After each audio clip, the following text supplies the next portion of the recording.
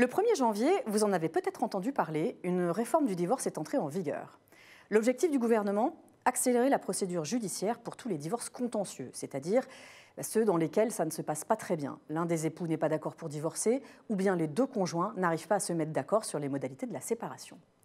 Jusque-là, il fallait en moyenne 27 mois, c'est-à-dire un peu plus de 2 ans pour divorcer. L'ambition de cette réforme, c'est de réduire ce temps de moitié. Alors comment faire ? Eh bien, pour accélérer la procédure devant le juge, le gouvernement a tout simplement prévu de la couper en deux. Jusqu'ici, la procédure de divorce se déroulait en 2 phases.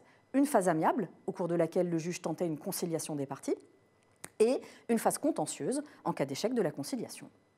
Aujourd'hui, on passe directement à la phase contentieuse.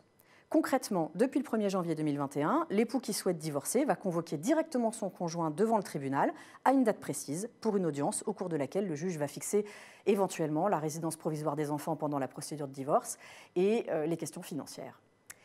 Et puis, il y a d'autres points de la réforme qui ont été pensés pour accélérer les choses. Le divorce pour altération définitive du lien conjugal, par exemple. C'est un terme un peu compliqué pour parler en réalité des cas où les époux ont cessé de vivre ensemble. Ce type de divorce, avant, il ne pouvait être prononcé que lorsque les époux vivaient séparés depuis 2 ans au moment de l'assignation en divorce. Depuis le 1er janvier, non seulement ce délai est passé à 1 an, mais en plus, il peut être apprécié dans certains cas au jour du prononcé du divorce. Donc, sur le papier, on se dit que cette réforme devrait vraiment permettre d'accélérer et de simplifier les choses. Mais concrètement, dans l'immédiat, ça ne s'annonce pas très bien. D'abord à cause du stock d'affaires en attente devant les tribunaux.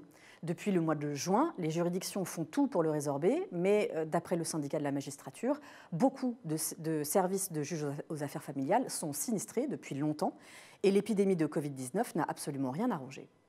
Ensuite, parce que certains aspects techniques de la réforme ne sont pas au point. Par exemple, les magistrats et les avocats attendent la mise en place d'une application numérique pour que le greffe puisse, dans chaque affaire, communiquer une première date d'audience aux parties. C'est une nouveauté de la réforme pour les professionnels. Eh bien, cet outil, 1 mois après l'entrée en vigueur de la réforme, n'était toujours pas développé. Et puis, enfin, si vous avez entamé une procédure de divorce avant le 1er janvier 2021, sachez que cette réforme ne s'appliquera pas à votre dossier. Vous allez forcément passer par la voie longue, c'est-à-dire en commençant par une phase amiable.